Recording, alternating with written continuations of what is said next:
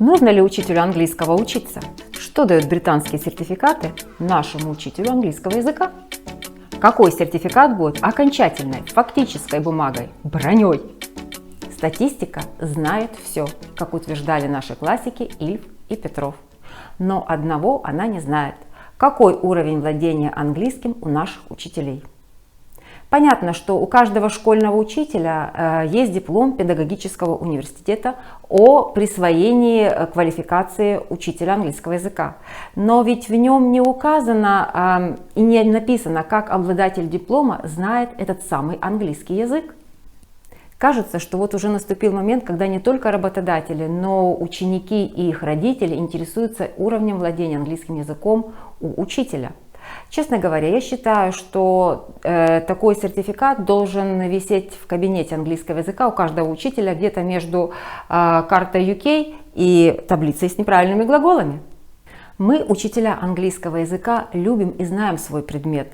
Мы объединяемся в социальные группы, помогаем друг другу, делимся учебными материалами, но обмениваемся мнением, но почему-то очень многие упорно избегают оценки уровня своего английского языка. Не только своего, но и учеников. Считаю, кто, как не учителя, прекрасно знают, что такое Common European Framework of Reference. Учителю легко сделать тот единственный шаг и получить Recognized Certificate. И тогда можно с гордостью показать его своим ученикам. Много лет назад, во время учебы в языковом центре Дублина, я посещала ирландский парламент. Меня представили министру образования Ирландии. У нас состоялся интересный разговор. И на прощание она сказала: «Анна, помни, английский начинается с учителя». Я довольно часто цитирую это напутствие, поскольку оно оказало сильное влияние на мою дальнейшую профессиональную деятельность. И я даже опубликовала статью в учительском журнале «Нужно ли учителю английского учиться?». И вы знаете, прошло уже 15 лет, но утверждение министра, что английский начинается с учителя, не изменился, а только стал еще более актуальным. А вот мой вопрос в статье «Нужно ли учителю английского учиться?» трансформировался как раз-таки в утверждение, что да, учителю английского нужно учиться. Сегодня мы поговорим о международно признанной сертификации владения английским, которые, кстати, могут выдавать организации, имеющие специальную аккредитацию. Понятно, что Министерство образования страны аккредитует свои учебные организации, которые уполномочены как раз-таки выдавать признаваемый во всем мире сертификат владения своим же языком. Ну, Кембридж не может выдать Recognized Certificate на русский язык, и, соответственно, Институт Пушкина не может выдать на английский. Самый лучший способ узнать детали такой сертификации английского языка – это поговорить с руководителями аккредитованных учебных организаций в странах, где на нем говорят, на английском языке. Ну, наиболее близкие к нам страны, такие как Ирландия и Великобритания. Я побеседовала с Вероник Бethel, она управляющий директор профессионального обучения в школе Anglo-Continental UK. Anglo-Continental – одна из лучших школ в мире. Школа была основана в 1950 году. И с тех пор не только школа, но и каждая отдельная учебная программа проходит аккредитацию. Кстати, это классическая школа Family Run, в которой уже обучились более 400 тысяч студентов и учителей из более чем 120 стран мира. И второе интервью с ведущим специалистом, управляющим директором TEFL Institute of Ireland Кейти Трой. Это институт повышения квалификации учителей английского языка как иностранного. Как раз таки институт разрабатывает и внедряет новейшие программы и обучает non-native teachers. Я задала им все эти вопросы, которые интересуют наших учителей, чтобы узнать, как хорошо учитель должен владеть этим самым английским. Чем же этот самый уровень английского подтвердить? И какой сертификат будет окончательной, фактической бумагой, броней? И что самое важное, где можно трудоустроиться? Good morning, Veronique. It's nice to meet you. And thank you for agreeing to this short interview. You're very welcome. Veronique, I have a huge number of questions from English teachers. Do you mind answering some of them? Not all, but some of them important. Okay, I will do my best. Please bear in mind, I'm not a teacher, but I have been working at Anglo Continental for a long time, and I'm the professional training supervisor. So I will do my best to answer all your questions. Thank you. I've gathered the frequently asked questions, and today I want to address them to you as an experienced expert in English, right? Anyway, and I actually appreciate it if you give open answers. But before, I would ask you to tell about your school, about Anglo Continental, because I know the school has offered English language courses for, just to make it, 72 years. That is correct. To 400,000 international students. It's just amazing. Can we share this experience, this great experience with us? Yeah, the school was founded in 1950 by the father of the present managing director, and it's just gone from strength to strength from then.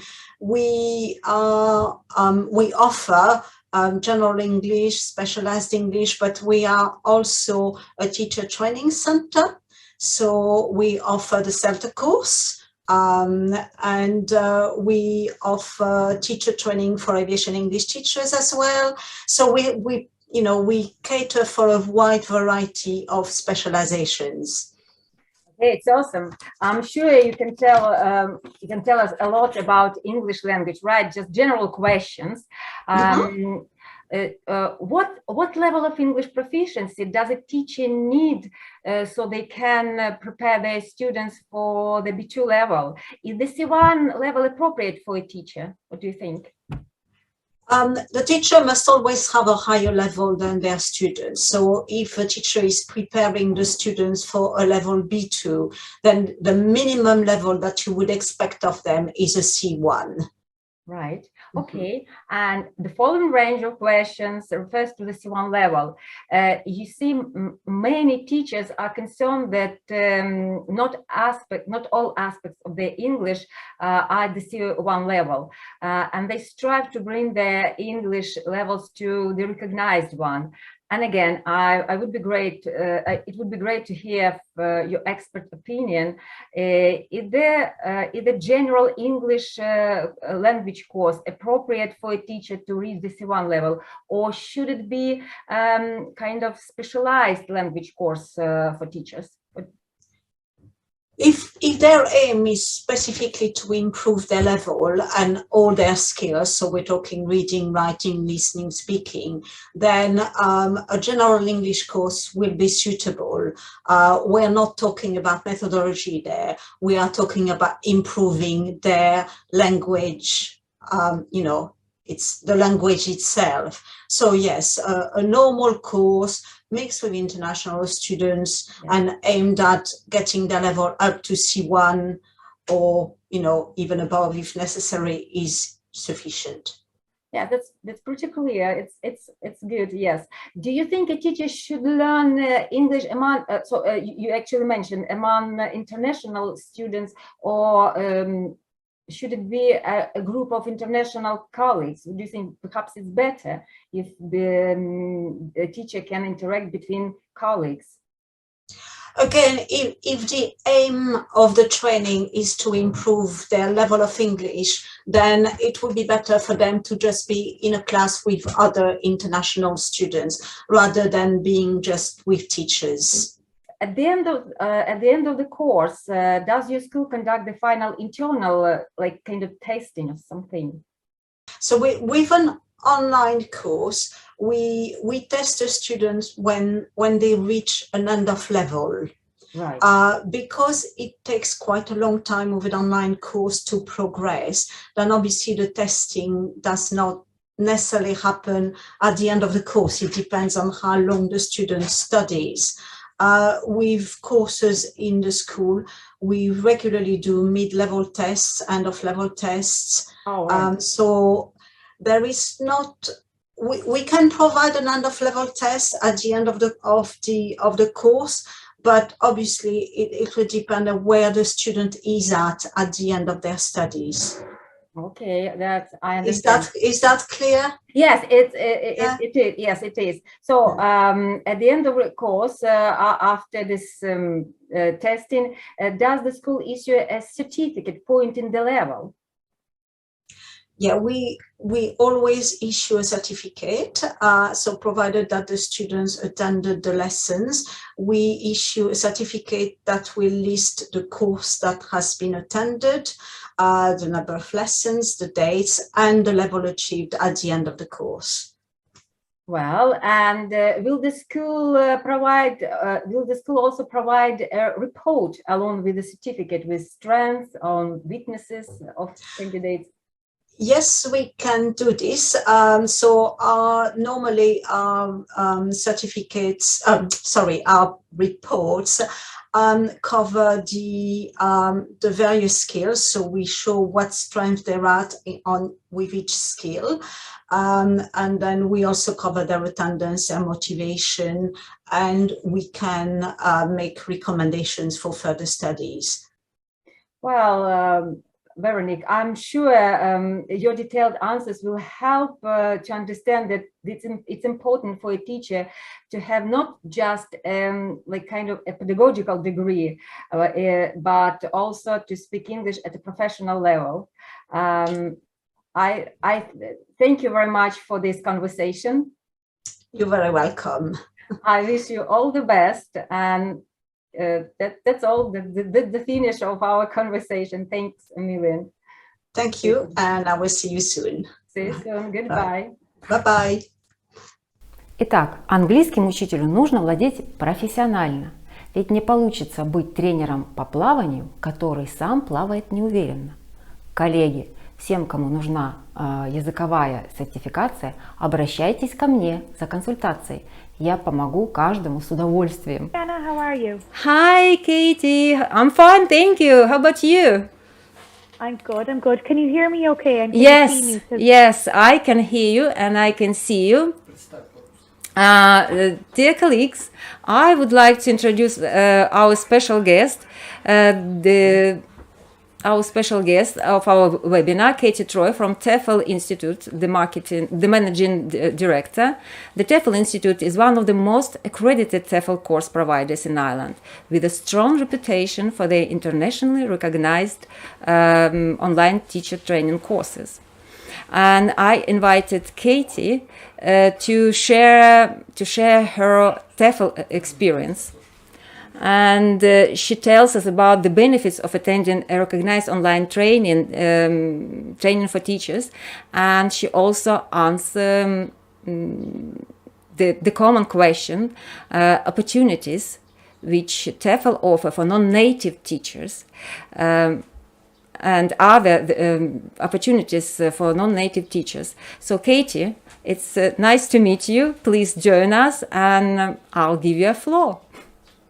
Thank you. Thank you so much, Anna. And I'm really excited to be able to feature this week and to be able to talk, I suppose, about the non-native speaking TEFL teachers and all the different opportunities that you have all over the world. So the first thing is that I would just like to state is that there are thousands and thousands of non-native speaking TEFL teachers all over the world. You just need to be prepared to be a bit more proactive, I suppose, in your job hunt, and especially if English isn't your first language. So before even applying to teach English abroad as a non-native English speaker, it is really, really important that you need to get certified. So not only do you need to get TEFL certified to go teach English, but as a non-native English speaker, sometimes you might need to get certified to show your own level of English. So the highest level of English proficiency is a C2 level of the Certificate of Proficiency in English. So that's called a CPE exam. So by taking this and passing this exam, you will prove to employers that your level of English is equivalent to a native English speaker. I just want to double check. Can everyone hear me? Because I think there's some interference.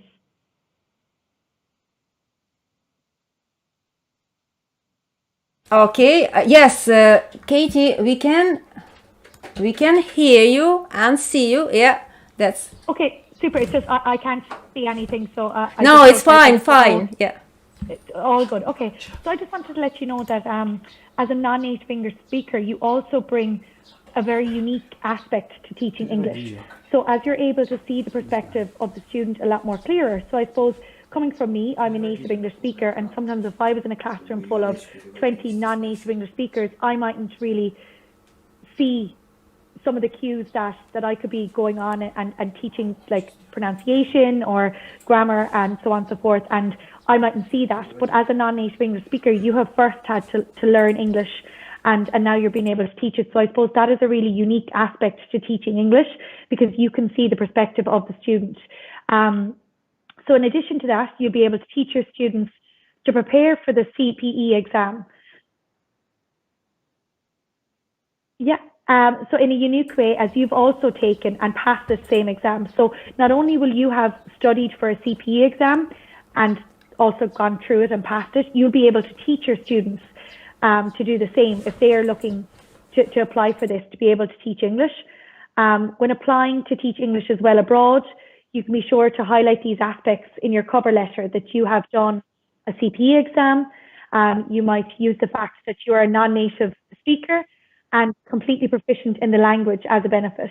I suppose something that we usually speak about here in the office here in Ireland, one of my co-workers, Ola, she's our marketing manager. She actually is from Poland, so her native English speaking, her native language would be Polish, but in order for her to come and study here in Ireland, she had to actually take an IELTS exam.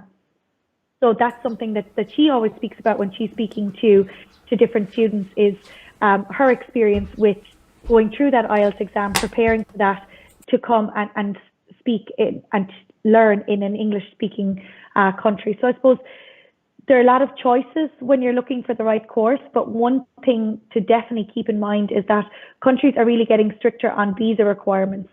So schools are requesting a lot more from their teachers. So we would definitely suggest doing one of the level 5 course packages. So it will open the opportunity for online teaching, meaning that you can teach from anywhere in the world. So like, I suppose one of the minimum amount of hours that you need in order to become a TEFL teacher is a 120-hour TEFL course. Right. So that is the basic level. Long ago, I suppose you could maybe go traveling, and you could maybe say that you are fluent in English, and you might be just said, okay, I'd like you to work for us. But it's definitely getting a lot more stricter, and you do need to have a certificate. You need to make sure that it's from an accredited and it's regulated as well, because there's many different, I suppose, I don't know, you have the equivalent of like Groupon and things like that, where it's very cheap, some of the courses, and their accrediting body may not exist. So one of the features that we have with our courses is we have an employer verification section on our website. So when you enroll onto one of our courses, when you've completed and passed the course and you receive one of our certificates, there will be a certificate identifier number on the end of the certificate. And this will also, when you send that on to the employers and you're looking for jobs, they will be able to come back and verify that through our website, and they will see Anna has studied the 180-hour course. So this is a good benefit, but because there's so many, I suppose, fraud certificates going around, and it's just another way that you can show the employer that they can verify it on our website. So what we would definitely be recommending to set you, I suppose, higher when looking for job employments would be our 180-hour government regulated level 5 course. So this regulation. Well, Katie, it's so. Do you mean if a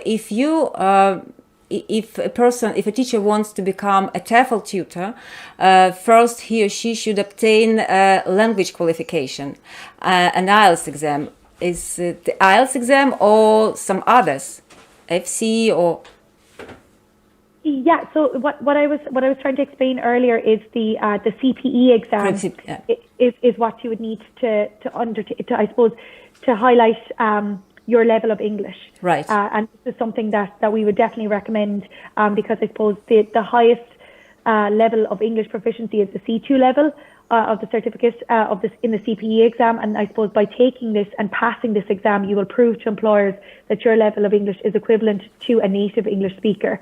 So this would be definitely something that we would recommend that you have, as well as a TEFL course, because you can go to them and you can show the results that you've passed, and it will show that your level of English is equivalent to a native English speaker. I suppose the IELTS is a different exam. It's if you're looking to maybe come and study in a native English speaking country. Right. So any non-native English speaker who wants to come and study, or maybe work, sometimes sometimes people ask them for employment to do an IELTS exam, you would need to do that.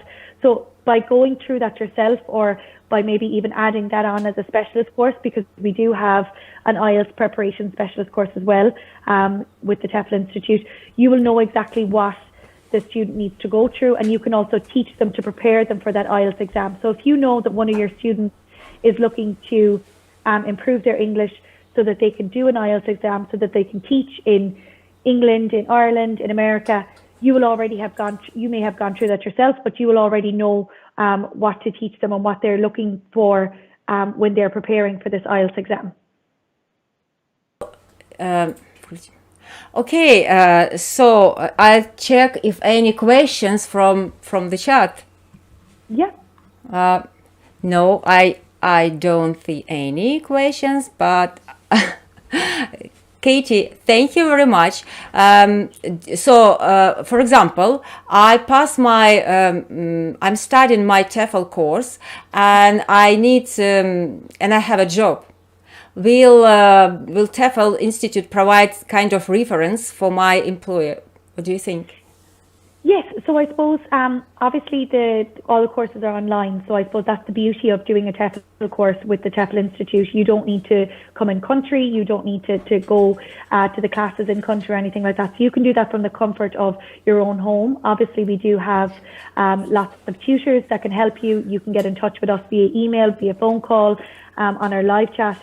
And then what we do is we have a job assistance for afterwards. So if you're part of our student alumni, there are many different ways that we can help you with looking for your job abroad. So I suppose there's lots of different countries that you can teach English in, but I suppose a working visa and eligibility, our team would know a lot about that.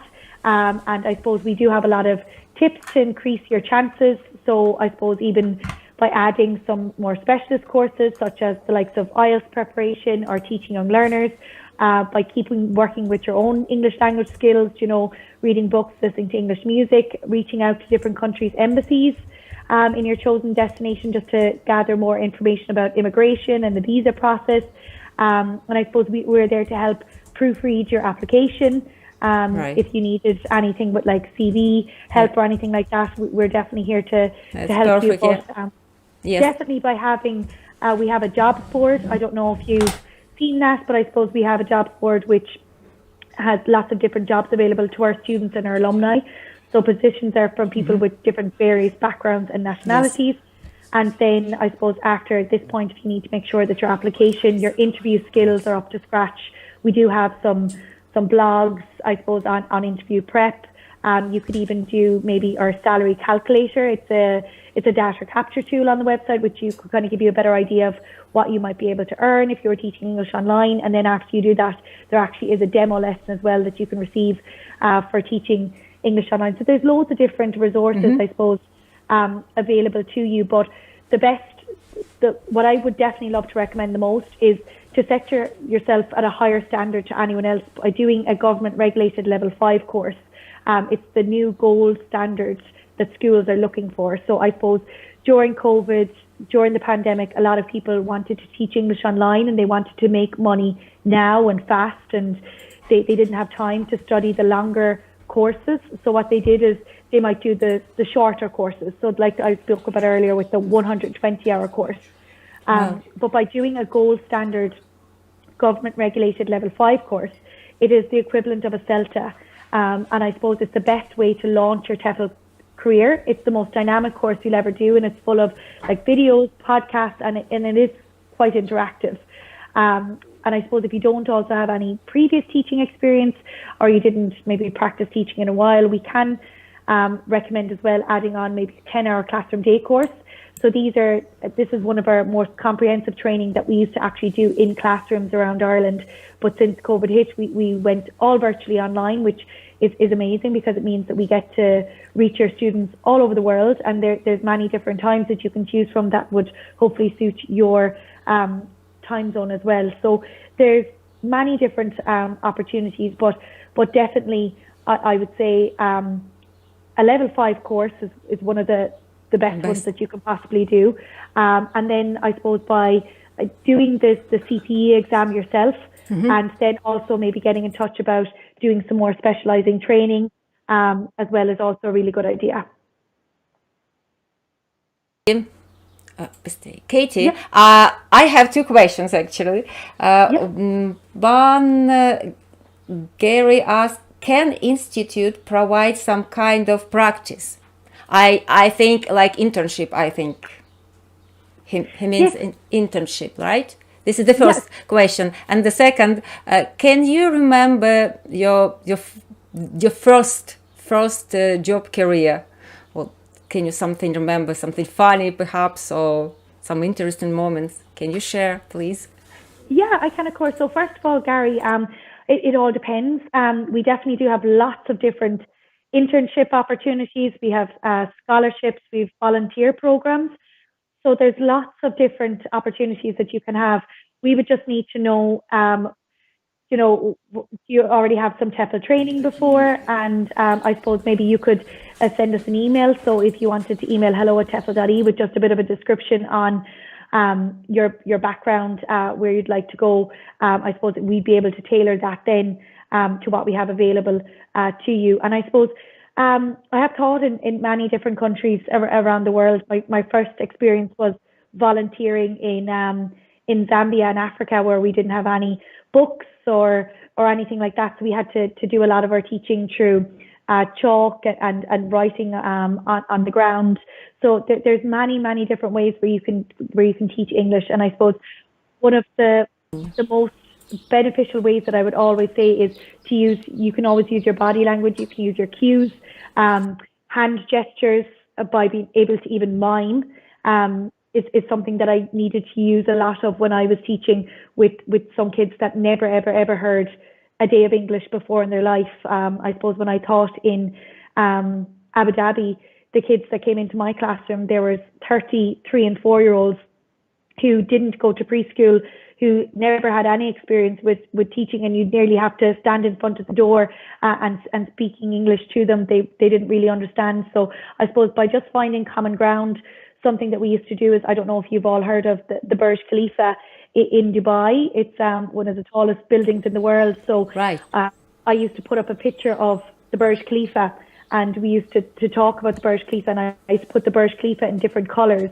Right. So they would be able to see the reference of the Burj Khalifa as, oh, I know where that is, but obviously I was speaking in English, and I would change the colours to the Burj Khalifa is now blue, it is now green. And then we would build the Burj Khalifa. So we would get our building blocks, and we would count. So I would keep talking in English, but they were making the Burj Khalifa. So just things like that, I suppose, sometimes you have to really bring things down to the basic level of trying to communicate with children and trying to really see where they're the most comfortable, and kind of go from there then as well. So they're kind of funny stories of maybe not having the resources that you might necessarily need, and just having to basically kind of go off your own initiative as well. Well, we have another question, and Anastasia asks, is CELTA course available in Russia now? Yeah, so basically all our courses are online. So when you would enroll onto one of our courses, you would be linked up to our online platform. So all of the course materials are available to you online. So you would create a username and password, and you would be able to log in, and it's a self-paced course. So basically, if you wanted to spend 5 hours a day doing the course, if you wanted to spend 2 hours a day, if you wanted to spend 1 hour a day, it's completely up to you. So the only time that we have in different time zones that you would need to I suppose, check if you're available for would be if you were to do one of our 10-hour virtual classroom day courses. They're the only things that you would have to actually, once you sign up, you'd have to be available for those time zones. Well, that's all. There's no question. There are no questions. Katie, thank you very much. Your presentation is both informative and interesting, and I appreciate it very much. Thank you. And I know you don't have much time. I know. You've got to go. You've got to go. Okay. So time to say goodbye and my appreciation. Talk to you after, perhaps tomorrow.